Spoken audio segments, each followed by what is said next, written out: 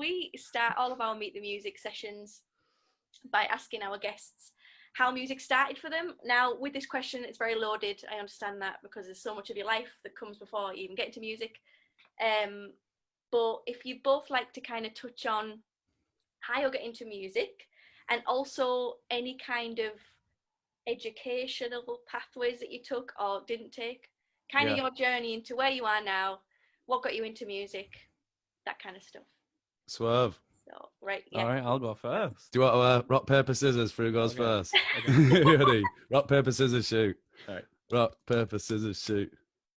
Oh, wow. Rock, paper, scissors, shoot. Oh, it's you. Brilliant.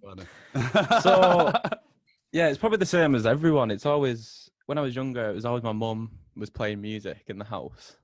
So that's where I like really first started hearing all these crazy things like Queen, Prince, Michael Jackson. Mm-hmm. And I never really like knew how much I liked it, if you know what I mean. Then I moved on, got into like school. I was like 13, 14, and like I discovered electronic music through YouTube, weirdly, because I used to be a right nerd, watch gaming videos, and there was always montages with like cool music over the top. Right. And then that was where I found like the electronic side of music, because I'd only ever heard of like bands or singers and stuff like that. Yeah, and then it kind of just progressed on. I started experimenting with virtual DJ on the computer. So it wasn't like with decks or anything. Mm-hmm. It was just a computer, and I was pressing the keys. Not very well. I think that mix is still somewhere. But, have to post it. yeah. And then I downloaded FL Studios. I got the free version, obviously. Mm-hmm. Played with that, experimented with it, and then I just fell in love with the process of just combining sounds, really. Because that's all it is, isn't it? It's just combining sounds to make things sound nice. Yeah. Yeah, and you're pretty good at it now, I'll tell you that. Thank you. And then I went to my first festival when I was 15. Fell in love with like the atmosphere of the crowd and just being like at the front row, and it was just incredible. And then ever since then, I kind of just realized this is what I want to do. Yeah. It's so interesting that you say about YouTube. Yeah. A lot of people that I've spoken to, and even myself, like YouTube is like a big thing for people to kind of get into music. And am I right? This could be like totally fake news, but am I right in thinking that YouTube is like still the #1 streaming thing that people listen to music on? Like above Spotify, above all of it, people listen to music. Yeah, because it is free. I can believe that. Yeah, it's free. You can just search it. It's such a powerful tool, and the amount of content that's on there, like all the gaming stuff, you said, that's such a big, massive realm of YouTube, isn't it? Yeah, there was like there was this whole era of, it was like UKF dubstep. That's what it was. Right. Mm-hmm. And all these YouTubers would play this music that was very underground. Right. And then obviously because there was so much attention on these videos, it became massive. And like, oh, Jesus, I'm punching the desk. And then like people like Skrillex and stuff like that, they all like came from that. And Skrillex ended up winning Grammys and all sorts. But yeah, it's just crazy. Yeah, it's a powerful tool, it really is. Because even I started to learn to play guitar, and that's how I first started learning to play guitar, by watching like those acoustic covers people do. Yeah, I taught myself to play the ukulele on YouTube. Yeah, it's a powerful tool. And I hear a lot of people referencing YouTube in some part of their like journey towards making music. 100%. It's so interesting. Thank you for sharing. No brilliant. It's so nice to hear how people get into stuff and how similar, you're right in saying that, how similar sometimes these stories are. Yeah. JD, do you want to share your journey? I wish mine was more inspirational, but I just I had a lot of spare time in second year at uni, so I started writing poetry to old school hip hop instrumentals. And again, it's like, cool. I could never say it, but I could read it in my head. Like it took me a very long time to like find my sound and how I wanted to kind of like distribute myself, display myself. But I think we found it now. I'd say so. Yeah. Like I was like doing all this producing and stuff, and I've been doing that for a long time, haven't I? Before you started rapping, and then a number of years, easy. Yeah, one day Duncan JD showed me his lyrics written down, and obviously I could see the content was just really good. And then I was like, I told him to spit it, and obviously he wasn't confident because he just started doing it. And then we just did it over and over and over and over and over again. Yeah, we were up in Hoops car park, weren't we? I had Yeah. a 16. I don't even know how I came across the instrumental, but it was some sort of like SoundCloud, again YouTube.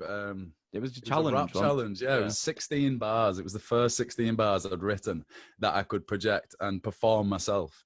And we were up there for hours, weren't we, lad, trying to get it. About 15 takes or something like that. It would have been nice there. It was about 50. Yeah.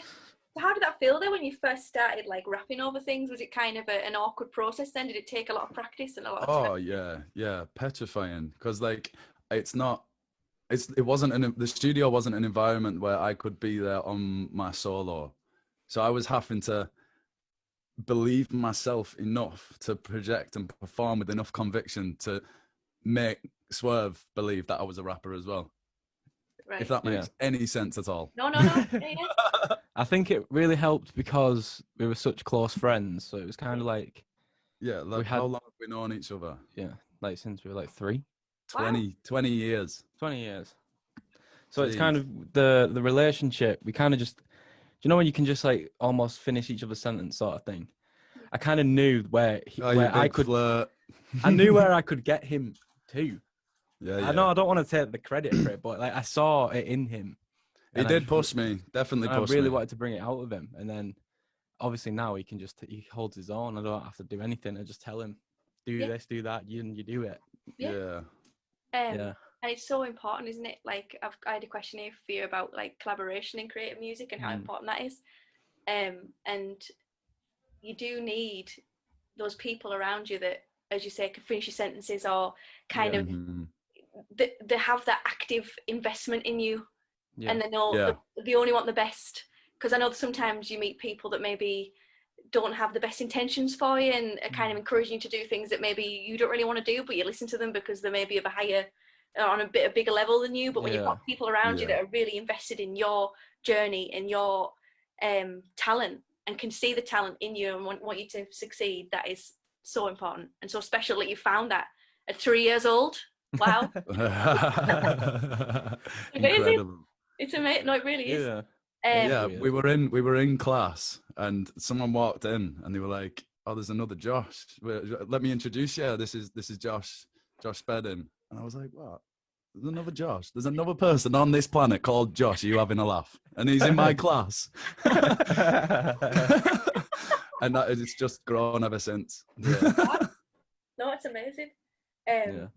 So tell me about the brand then. Tell me about Element, because this is something that you do together, start together. There it is. Yeah. Talking about collaboration, we're talking about working together. So tell me more about that. So it first started off as a small project with a guy called Grant, who's out of the picture now.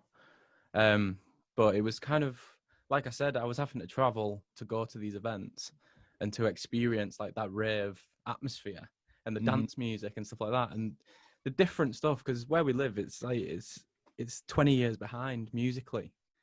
So there's just nothing going on. So I approached him because he had done stuff in the past in little clubs, and we just decided to get this brand going. Then things happened. We had disagreements, and then Duncan kind of filled his role. And then, we've got Ollie and Brownson as well. Yeah. Well, you talk a bit more about it now.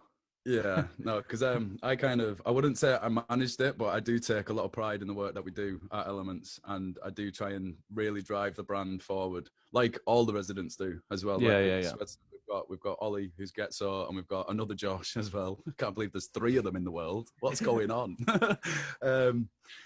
And yeah, he goes by Brownson. They've really come on leaps and bounds. I feel like Elements has been this crazy development plan that we all never really knew was going to happen, but it did.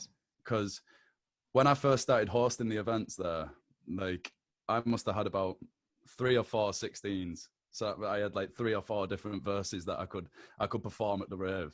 I was really thrown in at the deep end, but I think if I wasn't given that, I wouldn't have developed the way I had.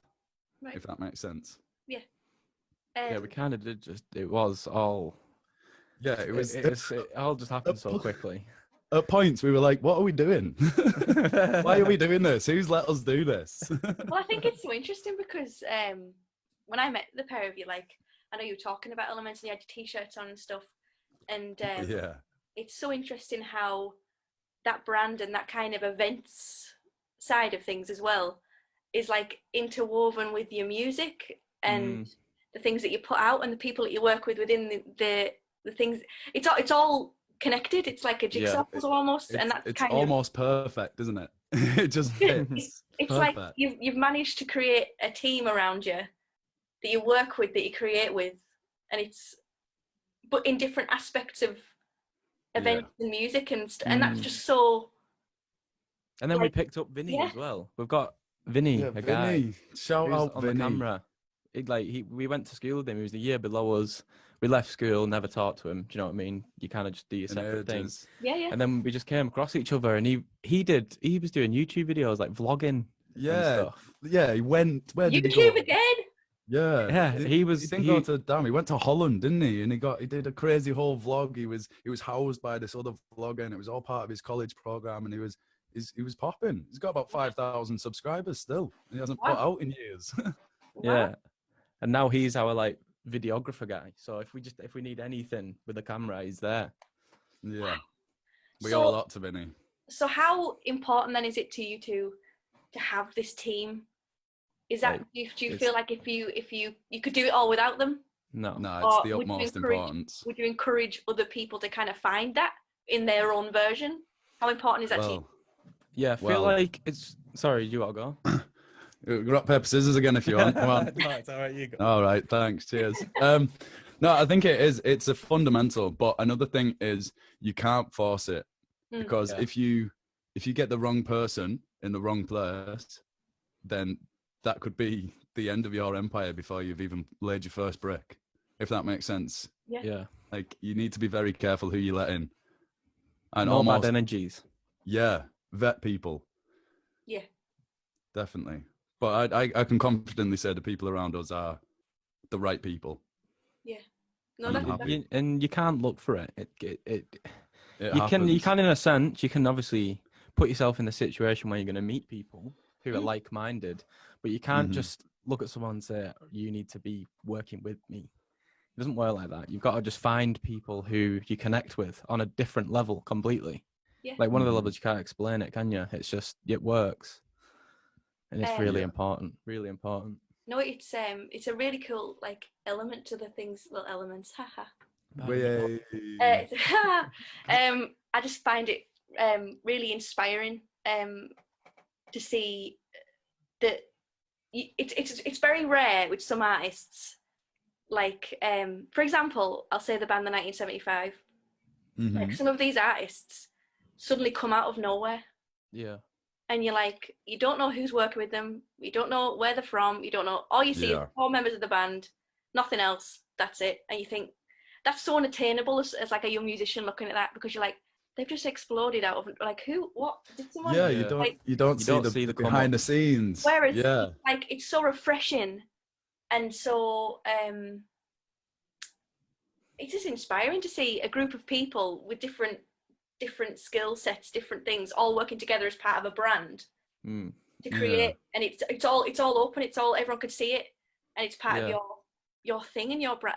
I find it so interesting. It's and I wish more people would kind of invite other people into their thing and think to collaborate more. And I think sometimes making music, and especially when maybe you're a singer-songwriter or someone making original music on their own, it can feel quite isolating.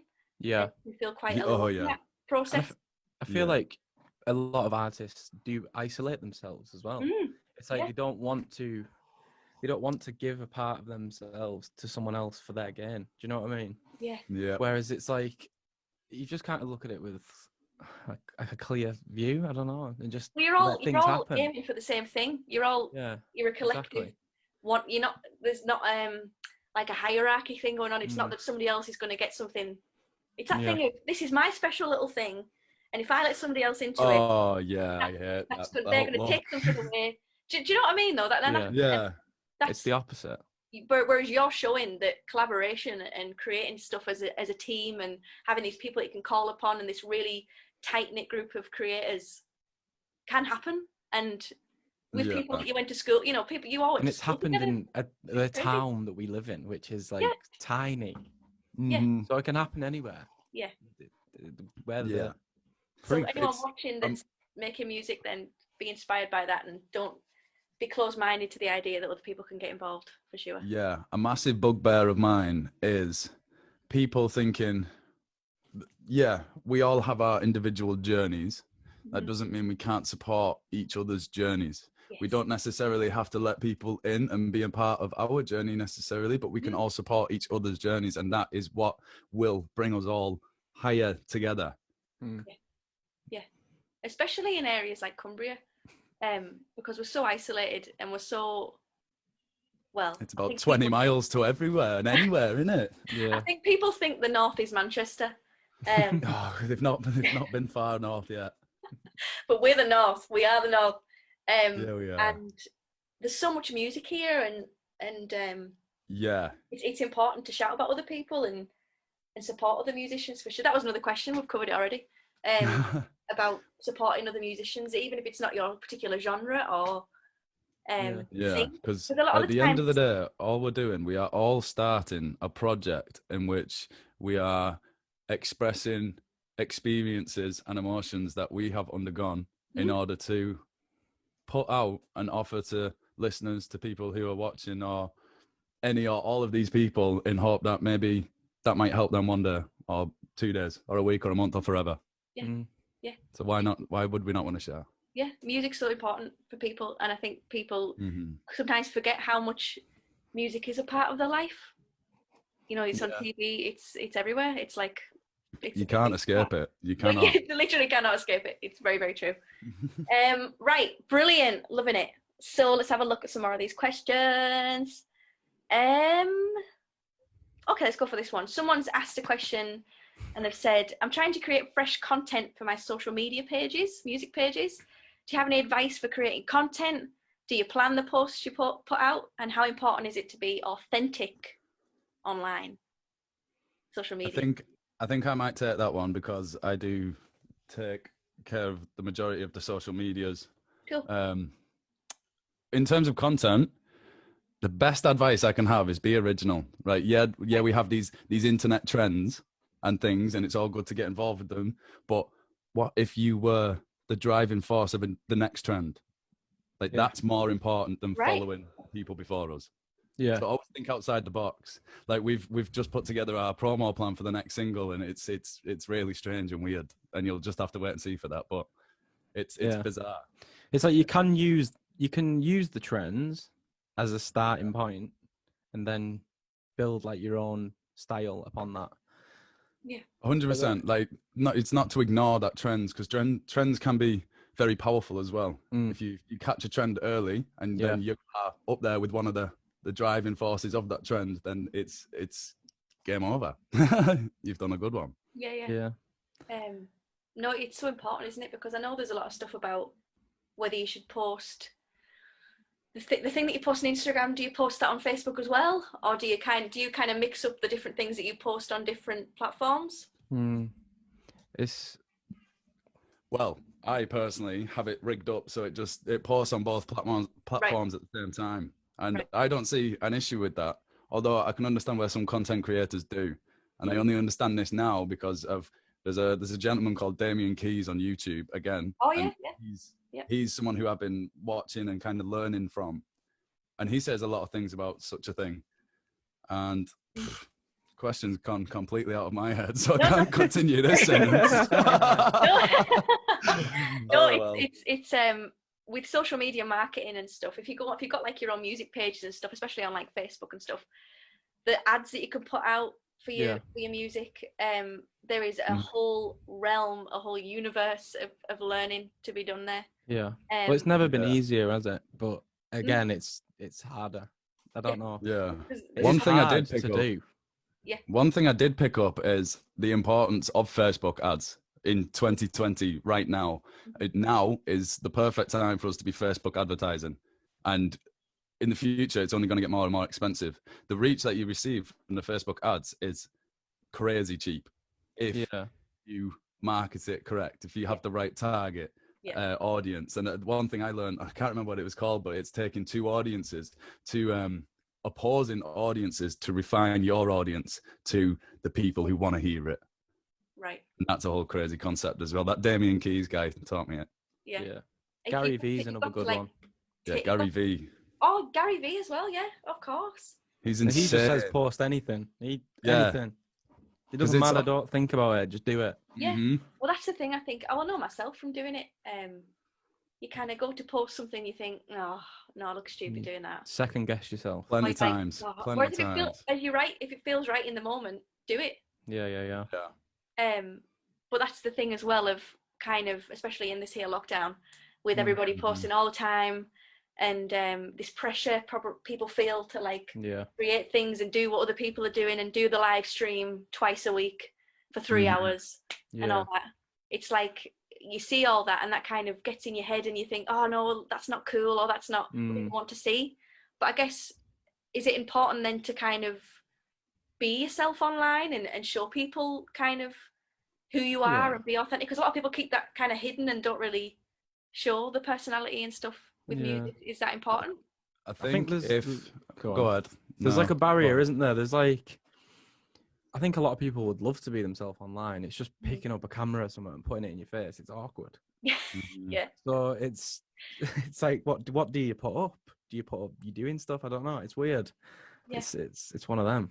But it's I think you've got to be a Jake Paul or a proper vlogger guy. But I think if you start off with a fake persona, you're gonna have a whole heap more stress than you need, because then you're gonna have to keep that up forever until you eventually crack, and then wait, he was fake. That?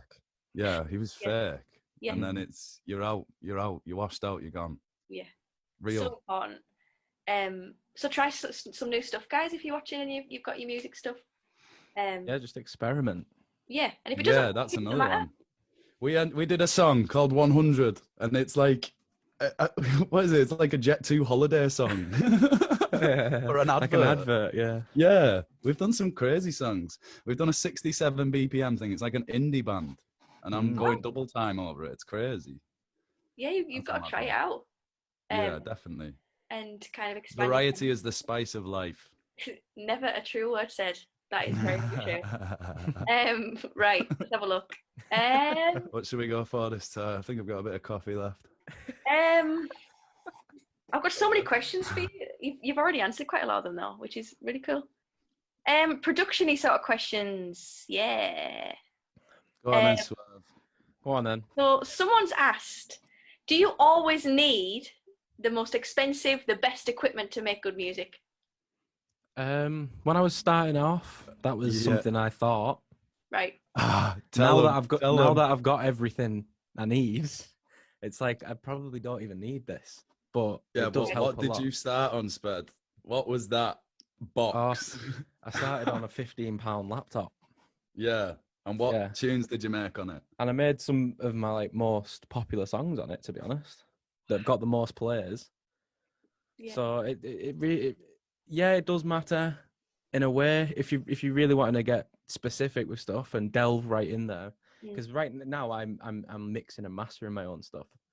So I kind of need my room to be sound treated. I need the proper monitors. I think, to be honest, if you just want to start off, you just need a laptop and a pair of headphones. Yeah. That's it. And you can do it. Yeah. Start somewhere. Just start, I guess. It's not about what you've got. It's what's coming out of the speakers. Do you know what I mean? As long as it sounds good, that's all that matters. Yeah. And you don't need crazy equipment. No, it's so true, isn't it? People can get caught up in having the best software or the best laptop or the best speakers and stuff, and that can maybe be a barrier for people to even start doing anything. Yeah. Here we go. As someone who's getting started in producing their own songs, can you give some top tips for getting started? So things to do, things not to do when you start to. I think you've just got to learn the most basic things first. So you've got your DAW, which is your digital audio workstation. So you need to have that, and you just need to know how to use it. That's the first thing. Just even Mm. reading the manual, people don't do that. You just Yeah. read it, learn what it does, what it actually is you're doing, and then from there you can just use samples, synthesizers, and just mess around, play around. Yeah. Get a It feel doesn't for have it. to be a top 10 hit the No, first it time you doesn't. make some No. music. No. How bad was that beat I made? Hundreds of songs that never come out, never Yeah. see the light of day. Mm-hmm. You just gotta, I don't know. And I think an important thing to do is cut yourself some slack. You just started producing. You're not going to sound like the people at the top. And Exactly. rightly so. It's going to take some years. How long have you been producing, Swerve? About 7 years? Roughly, maybe around that. Yeah, Yeah. I'd say so. But more really getting involved with it the last three years. Yeah, it takes time It for does. anything. Great, that'll be really helpful.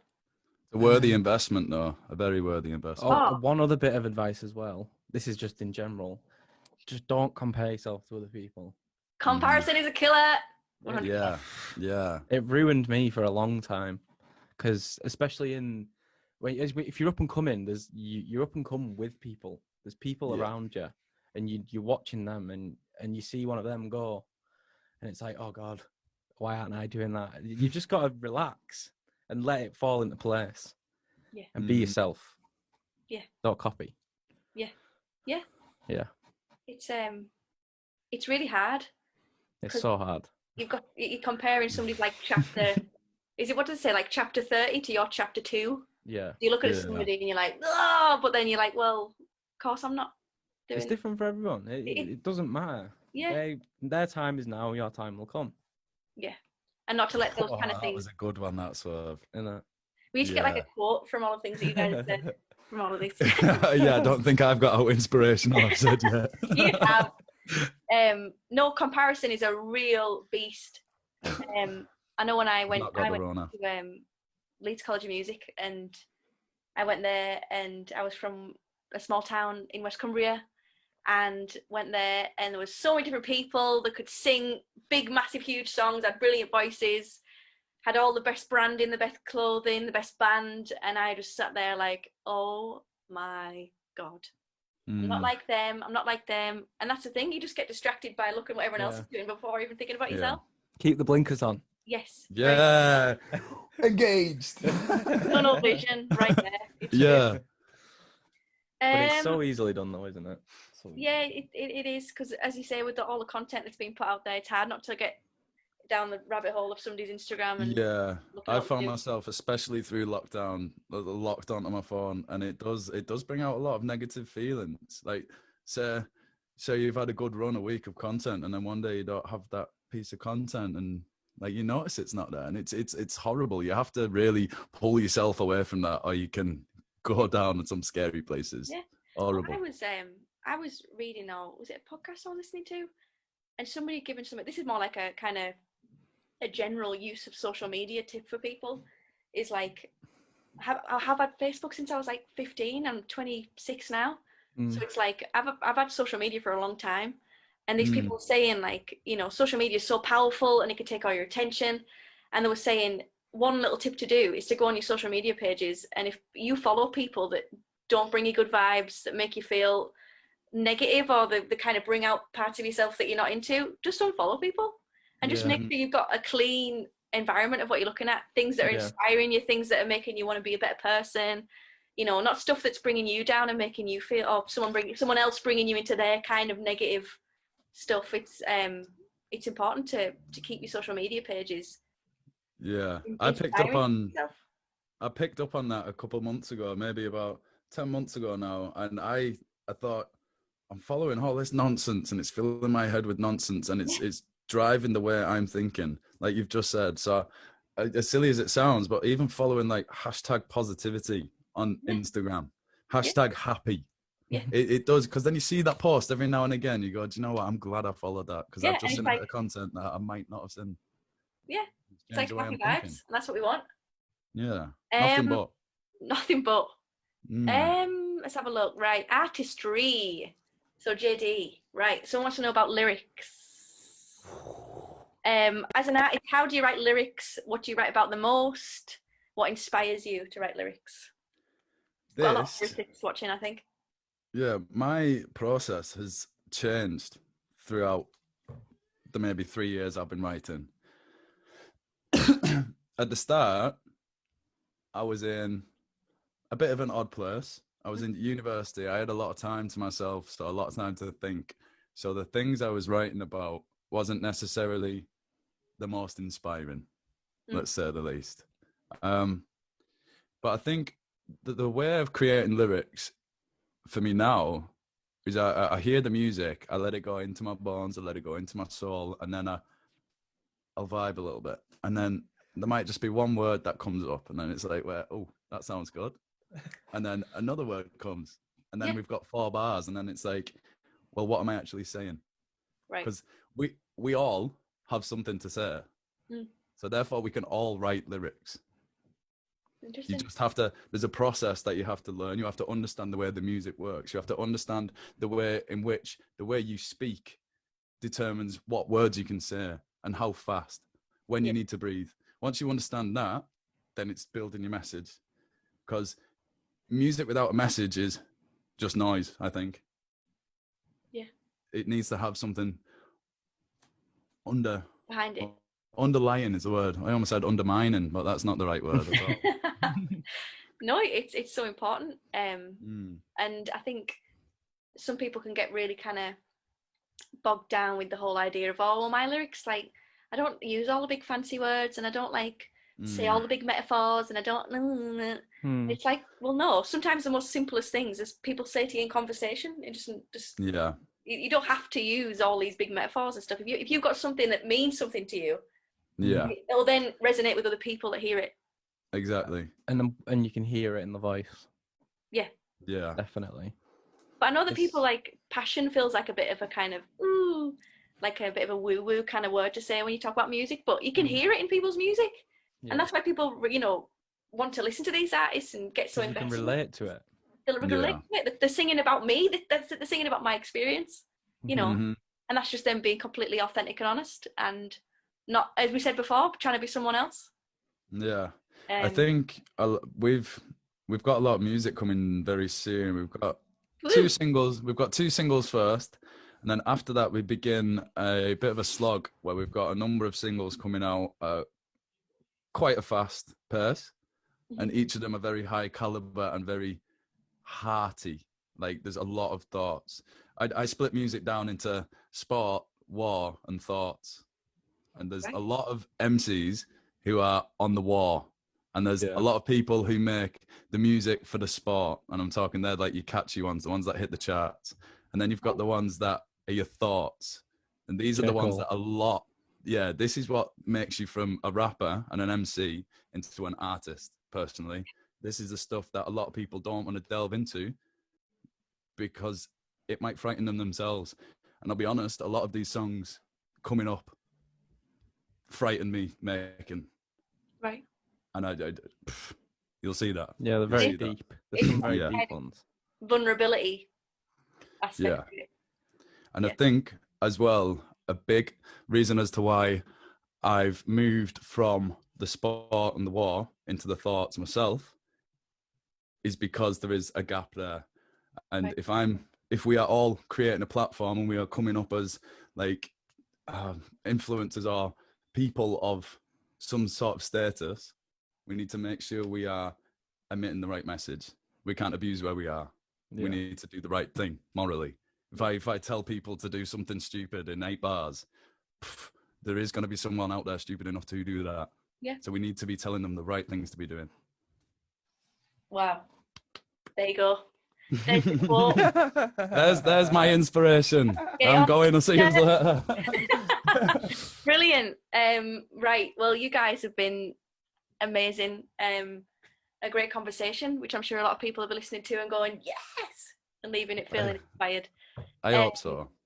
So, right, to finish us off then, because you've shared all your words of wisdom and I don't want to take too much of your time. At Soundwave, we do a thing called Song of the Week, where we all share music that we're into and lots of different kinds of styles of music come up. It's always a great surprise for me every week when I hear people's music that they've been picking. So we want to get our guests involved. So have you guys got any artists or songs that you're into that you want to shout about, and our young people can go and check them out? Yeah, I've got one song which has been out maybe 2 months now. A guy who has been around for a very long time and has taken very windy road to get to where he is. But the caliber of his music he's releasing right now is unbelievable, and he is also a very conscious rapper. Right. And I want people to check out a song by Brucey and Chris Lorenzo. It's called Introspective. It's a real good one. Yeah, check that one out, guys. I think I might have one. It's not that new or anything. It's just something I've been listening to recently, and it makes me feel happy and positive. It's Dominic Fike, Phone Numbers, and it's produced by Kenny Beats. The Yeah. guy. Really? I don't even think I've heard that yet. Send me really that. nice. Really nice. It's Dominic just Fike yeah. is cool. He's a cool artist, isn't he?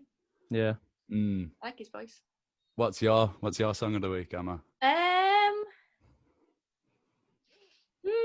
I listen to all kinds of random stuff. I quite Yeah. like I love a bit of Leanne Lahavas. She's like a singer-songwriter that's just released a new album, like I think it was maybe earlier this month. We were talking about it in one of our other sessions that we do. We do like a songwriting session on Zoom, and one of the participants on there was talking about one of her songs called Green Papaya.